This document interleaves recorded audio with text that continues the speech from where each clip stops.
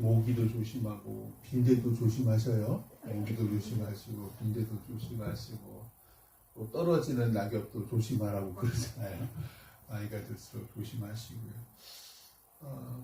이제 곧 우리 재직회도 곧 하겠지만 이제 다 뭐 이주야 택지 공고도 다 받으시고 그러셨겠지만 이제 우리 교회도 내년 초에 원래 올 12월 말까지 뭐 돈 다 내면 5.5% 감면해 준다는데 그건 힘들 것 같고요. 그래서 내년 이제 우리 장로님들이랑 잠깐 얘기를 했는데 재직회에서 결정을 하겠지만 6월에 이제 계약도 하고 돈 잔금 빼곤 다 지급할 것 같은데 그게 최선의 방법이더라고요. 우리 농협에 이렇게 입금해 놓은 정기예금 봉도 있고 뭐 이렇게 막 이자 계산해 봤더니 나중에 재직회 때 얘기가 되겠지만 그럼에도 가야 할 길이 참 많은 거예요. 저도 이렇게 기도하다 보면 참 답답하고 불안도 하고 우리 뭐 가까운 데 있는 교회는 그 건축대 지은 빚을 여전히 못 갚아서 결국 지금 막 힘들어하는 그런 것들을 보면서 하나님께서 계속 저한테 그런 거 보여주셔요. 사람을 보여주셔요. 그러니까 건물이 아니라 교회는 사람이에요. 교회는 사람이고 우리가 믿음 안에서 오직 예수만 바라보면 건물은 하나님이 막 세워주셔요. 그래서 낭만하지 마시고 우리가 가야 할 길이 많지만 이 가야 할 길은 건물로 뭐 돈으로 메우는 그 길 물론 필요하지만 그러나 하나님이 살아계심을 믿는 우리 교인들이 하나로 주님 안에 뭉치면 이 모든 일들이 이루어져 나가요. 그러니까 크고 거대하고 우뚝한 거 바라지 마시고 비록 겉모습은 초라할지라도 우리 안에 있는 사람들이 홍골차게 주님만을 바라보면 주님이 나머지는 채워주실 줄 믿어요. 그 마음이 계속 들어오는 거예요. 건물을 보지 말고 아래에 있는 사람을 바라, 나를 바라 막 그런 얘기가 자꾸만 들려서 좀 감사드리고요. 오늘 말씀을 이제 잠언이 새롭게 다시 에베소서 쭉 읽다가 이제 생명의 말씀에서 이제 그 잠언으로 다시 돌아왔어요. 10장을 특별히 그 9장 딱 9장까지 끝내고 에베소 갔다가 다시 10장을 온 이유는 이게 새롭게 시작하는 거예요. 잠언 1장서부터 9장도 솔로몬의 잠언이라고 쫙 시작이 됐어요. 그리고 10장에서 또 다시 이제 딱 처음에 솔로몬의 잠언이라 하고 또 이제 두 번째 파트가 이제 쫙 시작이 되는 거예요. 근데 앞에 1장에서 9장까지는 뭐 거기도 똑같이 뭐 아비, 어미, 뭐 아들 뭐 이런 얘기 나오는데 그건 그냥 일반적인 백성, 뭐 일반적인 그런 얘기라면 요 10장서부터는 조금 더 구체적으로 진짜 한 사람 한 사람의 어미, 아비, 아들한테 얘기해 주는 식으로 이제 접근을 해요. 그래서 조금 더 구체적인 삶의 교훈, 지침을 주려고 하는 거예요.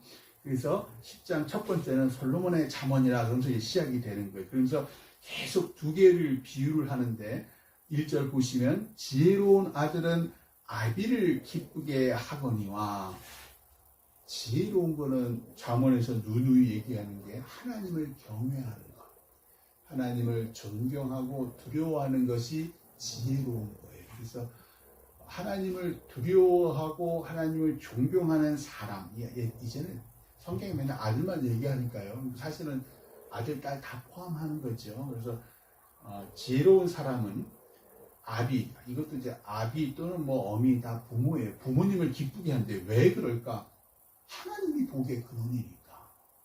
이유는 딱 하나예요. 하나님께서 만물을 여전히 살아계셔서 주관하시기 때문에 하나님의 복이 근원이니 당연히 하나님을 두려워하고 하나님이 살아계셨다고 내가 어떻게 하면 하나님을 기쁘게 하실까? 당연히 복을 주죠. 그러니까는 그런 사람이 또 잘못된 길로 가지도 않잖아요. 그러니까 아비, 즉 부모를 기쁘게 하는데 반면 미련한 아들은 하나님이 없다고 믿는 그런 자녀, 하나님을 살아계시지 않다고 생각하는 그런 자녀, 그런 자녀는 당연히 하나님과 멀어질 수밖에 없고 세상의 가치대로 살 수밖에 없잖아요. 세상의 가치는 늘 음란해요. 그러니까 죄와 악이 가득하고 따라서 어비의 근심이에요.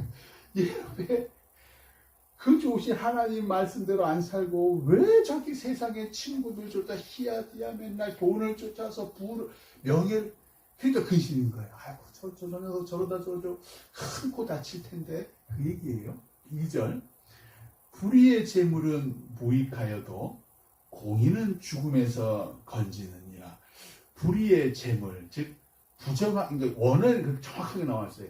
부정하게 획득한 재물이라고 나와 있어요. 불의한 방법으로 획득한 재물은 무익하다. 아니죠. 남편이 펜싱 선수 전 뭐시기 남자 됐다가 여자 됐다가 지금 난리가 났잖아요.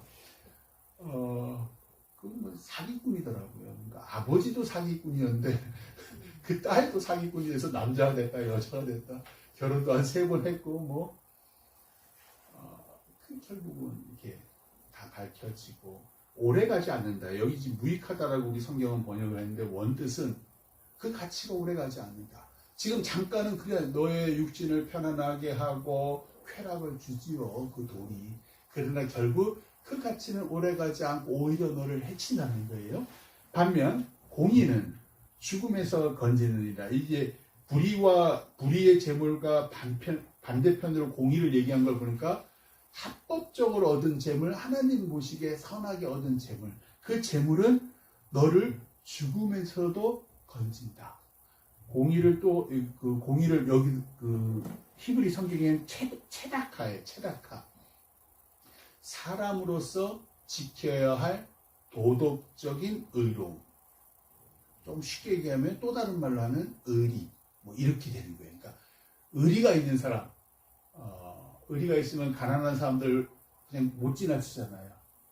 자기가 열심히 노력해서 에이 가난한 사람들 보면서 에휴 오늘 하루 그냥 맛있는 두부라도 사드시오 이렇게 가잖아요. 그게 나중에는 나를 살린다라는 거예요. 그 얘기를 하는 거예요. 그러니까 네가 공정하게 얻은 그 재물, 그 공의로운 그 재물을 그래 널 위해 쓸 수도 있는데 신기하게 그래도 하나님을 두려워하니까 지혜로운 사람은 가는데 하필 어렵고 힘든 사람이 보이는 거예요. 그럼 그 사람에게 오늘 두부라도 한번 아니면 돼지고기 반그릇이라도 사드시오 주면 그게 나중에 나를 죽음에서 건지더라 구원하더라 그 얘기예요. 3절 여호와께서 의인의 영혼은 줄이지 않게 하시나 악인의 소욕은 물리치시느니라. 여기서 나오는 그 영혼이라는 게 이 히브리어는 네피시 많이 들어보셨잖아요. 그게 이제 영혼이에요. 근데 영혼은 우리 육신과 분리되어 있지 않아요. 영혼은 우리 육신과 함께 가는 거예요. 함께 가고 그리고 우리 육신이 원하는 방향을 결정하고 서로 같이 합의를 해서 가요. 그래서 영혼은 대단한 어떤 영적인 라고도 표현할 수 있지만 기본적인 우리의 욕구나 감정도 다 포함하는 걸 영혼이라 그래요. 흔하게 또 생명이라고도 표현이 되지요. 헬라어로 푸시케, 헬라어로 들어보셨을 거예요. 헬라어로 푸시케라는 거랑 비슷하게 같은 용도로 쓰여요. 즉 하나님은 의인에게 영적으로도 육적으로도 줄이지 않게 하시리라. 풍요롭게 하신다. 네가 어렵고 힘든 사람들 도와주고 네가 좀 의롭게 살려고 노력하면 너 영적으로도 육적으로도 결코 굶주리지 않게 해줄게. 그러나 악인의 소욕은 물리치시니라. 요 소욕이요 히브리어 하와트예요. 뭐냐면 심하게 탐하는 거. 정도에 지나칠도록 욕심을 내는 거. 이거를 그 소욕이라 그래요. 그래서 재물을 심하게 탐하는 사람은 반드시 죄를 짓게 돼 있어요. 그래서 하나님께서 그들을 물리치시다 라는 말씀이에요. 4절이에요. 손을 게으르게 놀리는 자는 가난하게 되고 손이 부지런한 자는 부하게 되느니라. 제가 이걸 보면서 윤기주 권사님 생각을 딱 했어요. 윤기주 권사님이 평생에 이 손을 얼마나 부지런하게 놀렸는지 그 생각이 탁 드는 거예요. 근데 여기서 손은 사실 두 개가 달라. 우리는 똑같이 손이라고 번역을 하는데 히브리어에서 첫 번째 손은 카프예요. 이 손은, 그러니까 히브리어로는 손이 달라요. 카프가 뭐냐면 주먹을 쥔 손이에요. 주먹을 쥔 손은 아무것도 할 수가 없잖아요. 주먹을 쥐고 뭘 해요? 이게 게으른 손을 상징하는 거예요. 히브리어는 이 카프예요. 그래서 이 손은 아무 일도 하지 않고 그냥 게으른 사람들, 그 사람들은 가난하게 되고, 반면 뒤편에 이 손은 야드예요. 야드는 펼친 손이에요. 뭘 일하려고 계속 산천초목을 내비두질 않잖아요. 우리 유기적으로 어디든지 가면 뭔 일을 해요. 그러니까 손목이 아프죠. 평생이 손 가지고 먹고 사시고 허리 가지고 먹고 사셔서, 그래서 이 손은 펼친 손, 부지런히 열심히 수고하는 손, 일하는 손. 이 손은 사람을 부하게 해요. 사람을 부자가 되게 한다 라고 얘기를 하는 거예요. 5절, 여름에 거두는 자는 지혜로운 아들이나 추수 때에 자는 자는 부끄러움을 끼치는 아들이니라. 여기서 여름을 히브리어로 봤더니 카이츠예요. 우리가 생각하는 떼학도 여름이 아니고, 이 카이츠는 뒤에 나오는 추수랑 똑같아요. 추석이에요. 이 히브리 땅, 가나안 땅, 이스라엘 땅은요, 여름이 추수하는 계절이더라고요. 그러니까 똑같은 건데, 이제 우리가 해석을 읽기 잘못한 거예요. 사실은 똑같은 추수기 때, 여름에 거두는 자, 열심히 열매를 막 거두는 자는 당연히 잘 살고 지혜로운 아들이지요. 반면 그 추수 때 잡니다. 이 자다는 히브리어로 보니까 라담이에요. 라담이 뭔 뜻이냐면 기절시키다예요. 기절시킨다는 게 뭔 말이에요? 아무 일도 안 하고 사람이 마치 죽은 사람처럼 남들은 부지런히 일하는데 혼자서 기절해 있는 거예요. 탱탱이 노는 사람을 얘기하는 거예요. 지금 그 얘기예요. 그래서 추수 때 자는 자는 부끄러움을 끼치냐. 부모님이 창피해 죽는 거예요. 저놈의 자식은 맨날 일을 안 하고 맨날 컴퓨터 게임이나 하고 똑같은 얘기예요. 그 얘기를 하는 거예요. 그건 수치스러운 사람이다 라는 뜻이에요. 요즘 젊은 사람들이 직장을 자주 옮겨 다니잖아요. 그게 우리 때는 무조건 한번 직장이나 평생 직장인데, 요즘 사람들은 짧게는 1년, 3년, 10년을 한 회사에 다닌 사람이 이렇게 많지 않다고 하더라고요. 이유는 여러 가지죠.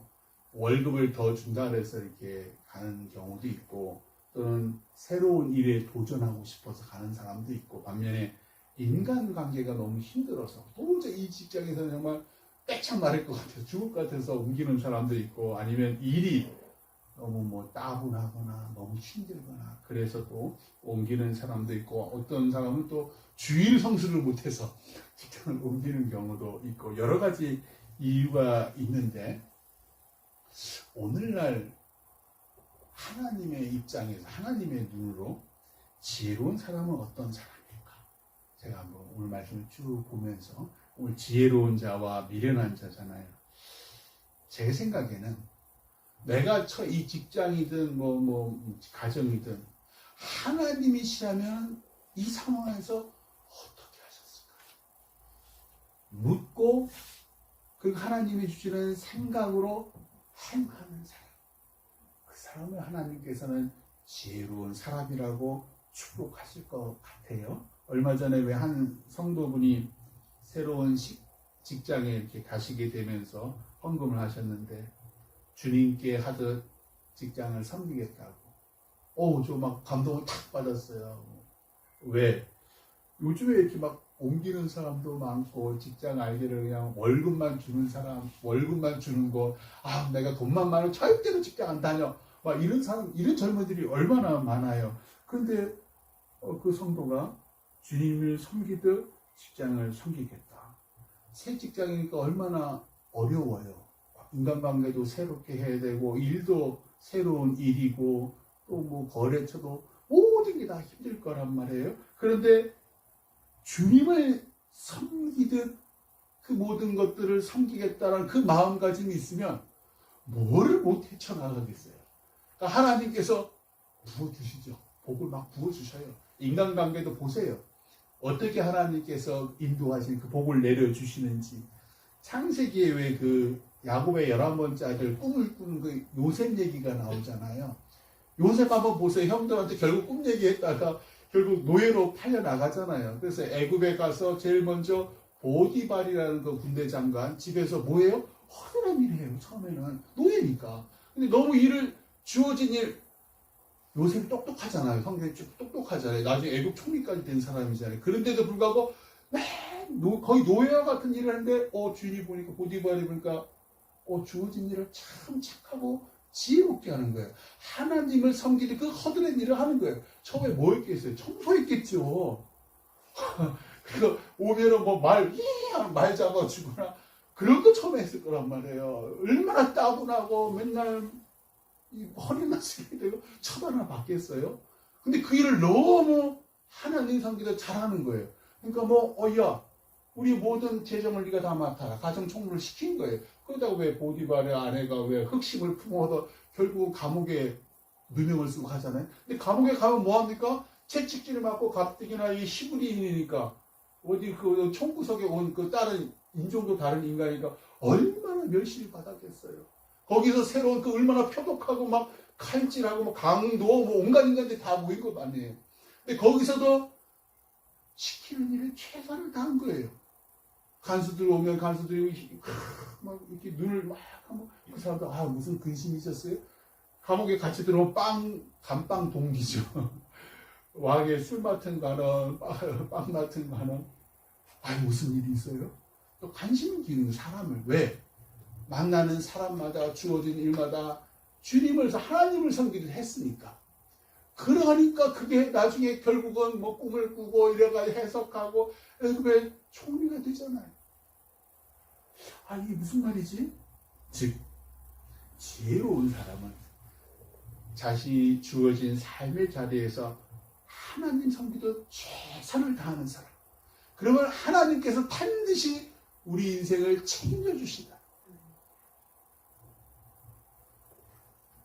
아무리 작은 일이라도 성실히 잘 해는 것, 그때의 직장도 아름다워지고 세상도 예수 그리스도의 향기로 아름다워진다.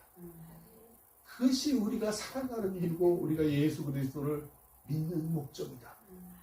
하나님을 섬기듯 주어진 일을 잘 해내는 지혜로운 우리 되시기를 주님의 이름으로 축원합니다. 아멘. 기도하겠습니다.